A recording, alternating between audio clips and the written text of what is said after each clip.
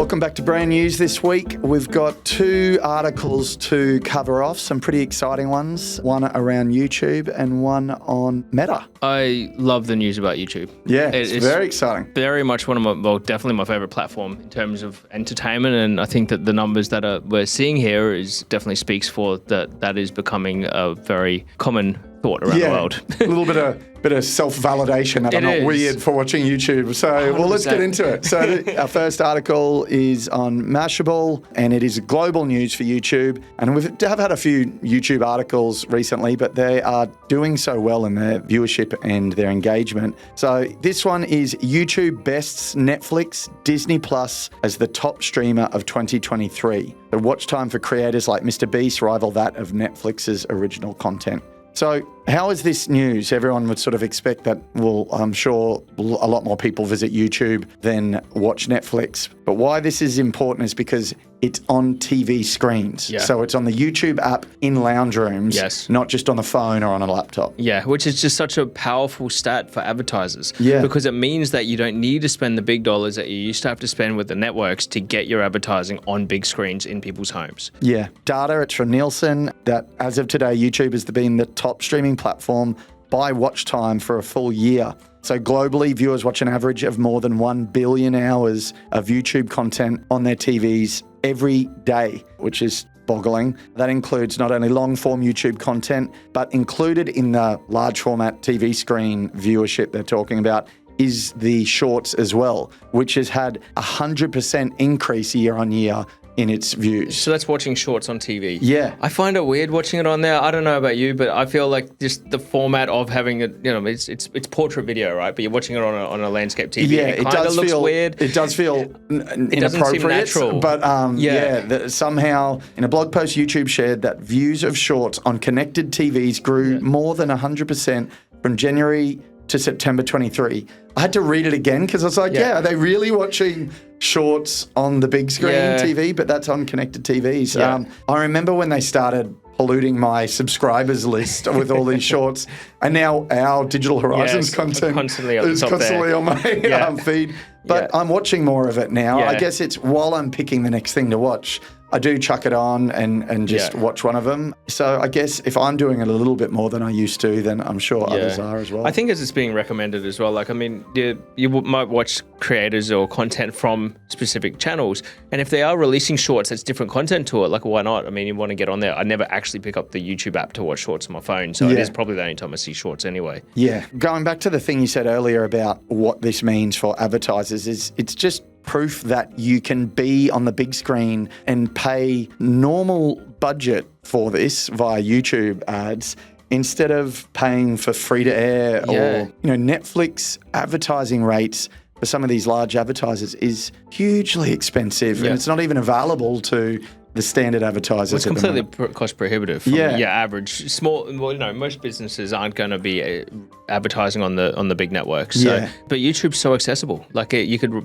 put a small budget on, you still can reach, and you can be so highly targeted with it. So and if you're clever with it, and if you're aligning your content with that type of content that people really trust, like some of the subscribers I follow.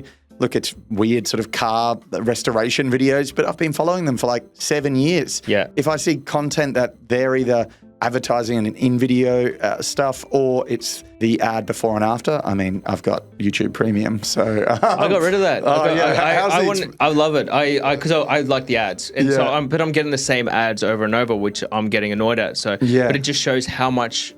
there must be inventory, there must be available to advertisers out there because I'm getting hit with the same ads. I'm not getting, I guess, I'm wanting more variety of the ads hitting me, and I'm not. I think that people need to be spending more money on advertising so you can get some more variety there. That could be handled by that advertiser with frequency capping, but sometimes they might have a target that's way higher than your threshold of annoyance. So, then maybe they're just trying to really hammer it home. Typeform are doing some great advertising on there, and Zapier, they're two companies I've actually been seeing their ads coming up, and they're doing great on YouTube ads. So, I don't know. I like the ads. Yeah, no. So I do find if I open YouTube not through my account on one of the other TVs in the house and I do see the ads, it's got my IP address honed in on, and I'm getting served retargeting videos for company tech that I've been looking at. So it is such a good extension from me looking at something and researching a product and battery-powered pool cleaner by Apia, whatever it's called. I'm still getting hammered with YouTube ads on some of my TVs for that,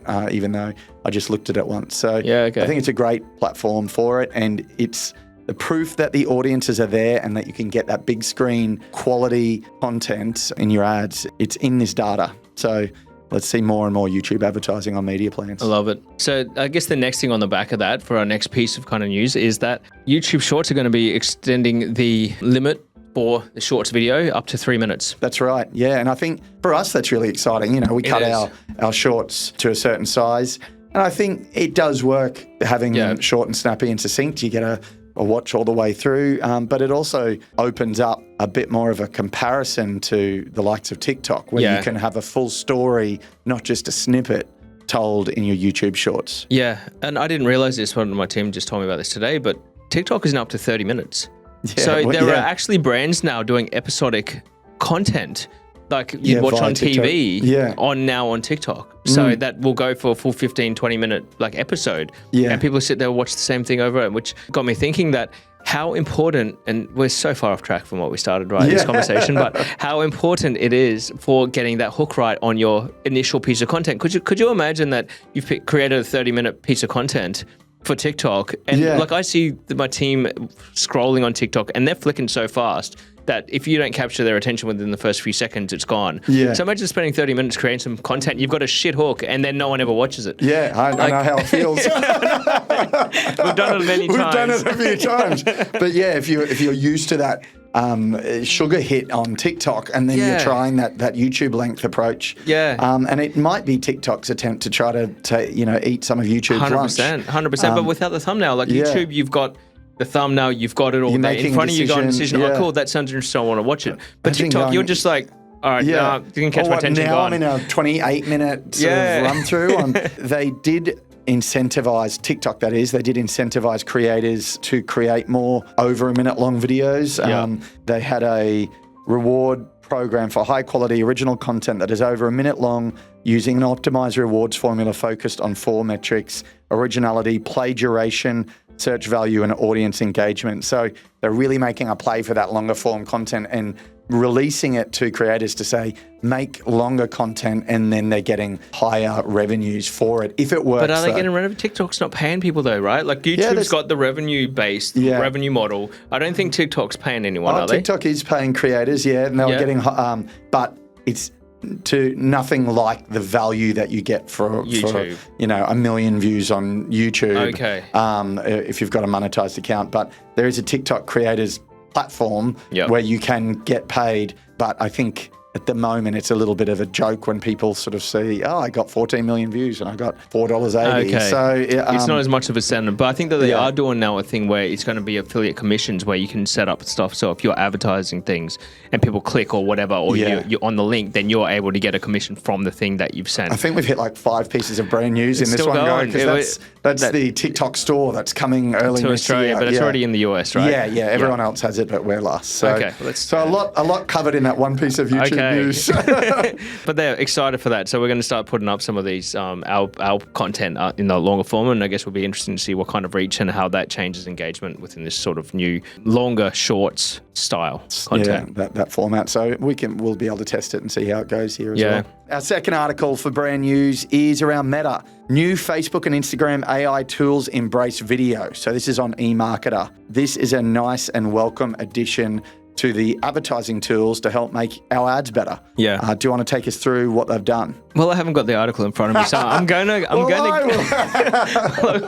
I'll guess as we're going here. Yeah. But from what I recall is that, first of all, I thought there was a great stat on there that they've announced that across both platforms, Instagram and Facebook, and I didn't realize people watch as much video content on Facebook. I haven't been on Facebook in a long time, but 60% of the usage, or what people are consuming and spending their time within both platforms, is now 60%.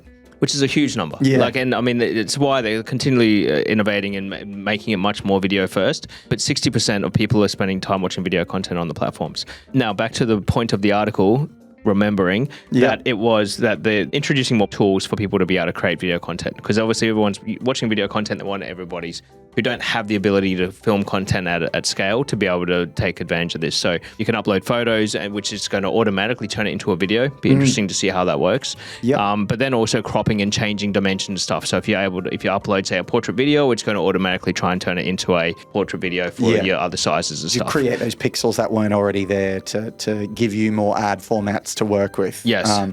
Which I think is great. I think it's a really good use of AI that hopefully won't flag too many uncanny valley issues for advertisers if they've got a normal piece of content. I think the image animation idea could work really well for static product shots. If there's just a little bit of movement or parallax or some sort of zoom, I'm not sure what that animation of an image will look like. But they're basically saying if you use these tools, it'll take you away from using a static image and you go and get a higher conversion rate from your ads. Stated here, on average, ad campaigns using these Gen AI features have seen an 11% higher click-through rate and a 7.6% higher conversion rate compared with those that don't use the tools.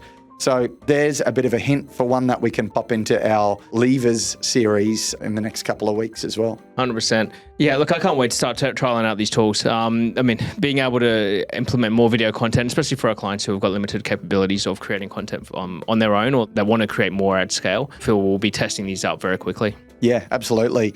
Even our campaigns team that have a bunch of static ads, we can put the power in their hands to test some of these Gen AI tools and see if it moves the lever on the conversion rate at least. That's it. Well, that's it for Brand News this week. We'll be back next week. Thanks for watching.